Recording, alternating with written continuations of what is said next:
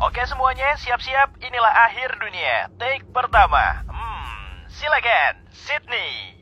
Awalnya, ada sesuatu yang tampak seperti bola api. Semakin besar dan besar saja setiap menitnya. Dalam waktu singkat, bola api ini bisa menjadi lebih besar daripada matahari. Orang-orang terdiam sambil menatap langit. Mereka belum sadar, mereka harus menyelamatkan diri. Ya, meski percuma juga sih. Asteroid menabrak planet kita dengan kekuatan yang dahsyat, terus bergerak hingga mencapai kerak bumi beberapa kilometer di bawah tanah. Ribuan kilometer kubik batu padat seketika berubah menjadi uap. Semua benda, semua orang yang cukup dekat untuk melihat tabrakan ini akan lenyap dalam beberapa detik. Daratan di sekitar kawah benturan tertutup ribuan kilometer abu panas, pasir, dan puing-puing. Beberapa detik setelah tabrakan, rumput, pepohonan, dan semak-semak sepanjang puluhan kilometer pun terbakar habis. Tapi bukan itu saja, tabrakan ini memancing bencana alam lainnya, seperti tsunami. Lokasi yang tidak terbakar dalam beberapa menit tiba-tiba banjir. Bahkan di beberapa tempat, tinggi gelombang tsunami bisa mencapai lebih dari 305 meter. Gempa bumi mulai mengguncang. Kurang dari 1 jam setelah asteroid jatuh ke bumi, embusan angin bertiup di seluruh dunia. Kecepatannya lebih dari 1000 km per jam. Hurricane meratakan semua yang masih berdiri dan menerbangkan puing berkilo-kilometer jauhnya. Di wilayah yang agak jauh dari tempat kejadian, langit tampak gelap. Itu sebabnya bintang jatuh yang cantik tampak lebih terang. Tapi itu bukan bintang, itu puing-puing yang menghujani bumi, memasuki atmosfer dengan warna merah berkilau karena radiasi inframerah. Meski baru beberapa jam pertama setelah tabrakan, langit sudah hampir benar-benar gelap. Begitu langit mulai terang, tak akan ada lagi kehidupan di bumi. Abu masih berterbangan, air hujan menjadi sangat asam, api terus membara. Walhasil, bertonton racun yang merusak lapisan ozon terbentuk. Bumi pun kehilangan perisai terakhirnya melawan radiasi matahari. Oke, aku tidak suka skenario itu. Terlalu parah dan muram. Apalagi yang kita punya? Akhir dunia juga bisa terlihat agak berbeda kok. Suatu hari, benda langit seperti planet mungkin akan membuat bumi kita keluar dari zona Lake Huni, membuatnya masuk ke orbit ekstrim yang lebih jauh dari matahari.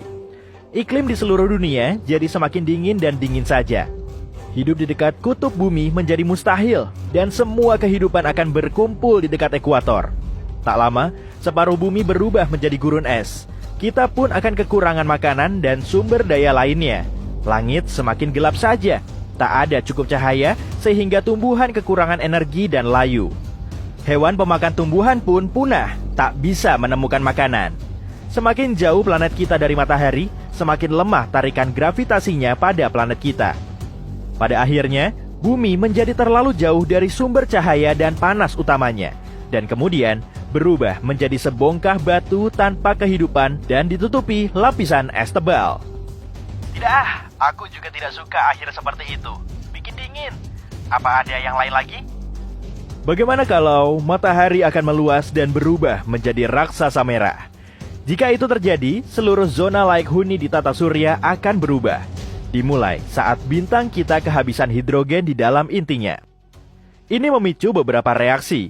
Pada akhirnya, inti matahari memanas dan menjadi semakin padat yang membuat matahari menjadi jauh lebih besar. Selama transformasi ini, matahari akan menelan Venus, Merkurius, dan bumi. Bintang yang meluas ini menelan planet kita bahkan sebelum mencapai puncaknya menjadi raksasa merah. Matahari masih memiliki sekitar 1,5 juta tahun untuk tumbuh. Begitu bumi ada di dalam atmosfer matahari, orbitnya berubah. Planet ini berputar ke arah dalam, di dalam panas matahari. Tapi tak akan ada lagi orang atau benda yang akan menyaksikan kejadian ini.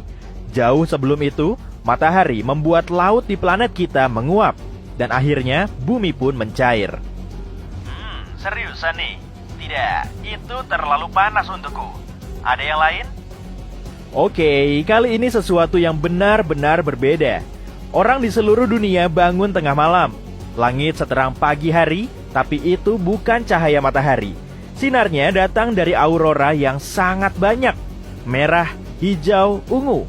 Ini terjadi bahkan di wilayah yang belum pernah ada aurora sebelumnya, seperti Bahama, Jamaika, atau Hawaii. Matahari adalah bola gas terbakar yang besar dan terus berubah. Sesekali ia memutahkan ledakan energi yang dinamakan suar matahari. Peristiwa ini sering diikuti oleh lontaran massa corona. Jadi kali ini, matahari menghasilkan badai geomagnetik raksasa dan melepaskannya ke lapisan pelindung bumi. Gelombang partikel bermuatan pun jatuh ke atmosfer planet kita.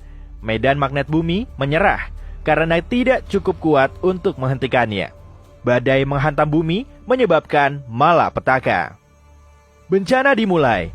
GPS jadi kacau dan meruntuhkan satelit. Setelah itu, badai mengganggu komunikasi satelit. Tapi salah satu akibat terburuknya adalah rusaknya sistem tenaga listrik. Lonjakan listrik yang disebabkan oleh partikel dari matahari merusak transformator raksasa.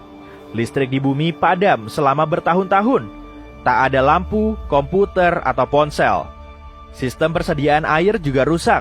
Tak ada makanan di supermarket. Tak ada listrik.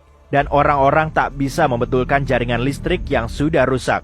Satwa liar menguasai bumi, menciptakan semacam dunia pasca apokalips. Ya, kurasa kita harus membiarkan kera memimpin untuk sesaat. Tidak mungkin lebih buruk dari itu kan? Baik, apalagi? Jika kamu punya pandangan sinar gamma, kamu akan bisa melihat kilat yang sangat terang yang muncul setiap hari. Lebih terang dari apapun di sekitarmu, lalu hilang lagi. Kilat-kilat ini adalah ledakan sinar gamma. Salah satu darinya bisa saja memusnahkan atmosfer bumi. Kilat yang akan merusak planet kita lahir di galaksi yang sangat jauh saat dua bintang yang bertabrakan bersatu.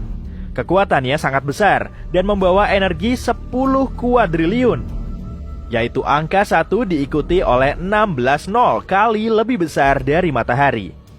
Walau ledakan itu jaraknya 1000 tahun cahaya dari bumi, sinarnya sudah seterang matahari. Atmosfer bumi mencoba melindungi kita begitu ledakannya mendekat.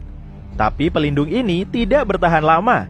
Radiasinya sangat kuat sampai benar-benar memanaskan atmosfer, kemudian menciptakan nitrogen oksida yang merusak lapisan ozon. Tanpa lapisan ini, sinar ultraviolet dari matahari bisa mengenai lapisan bumi dengan kekuatan penuh. Plankton kecil di laut pun punah. Padahal, plankton ini menghasilkan 50-70% oksigen di bumi. Ketika mereka hilang, tak lama kemudian akan ada kekurangan oksigen yang parah. Hewan darat menghilang lebih dulu. Setelah itu, makhluk hidup mulai hilang dari lautan dan samudra. Pada akhirnya, panas dan sinar ultraviolet dari matahari mengubah planet ini menjadi bongkahan besar batu tandus. Lupakan saja, aku tak suka semuanya. Biarkan saja bumi seperti ini, oke? Hey Sydney, bagaimana kalau kita meledakkan Mars?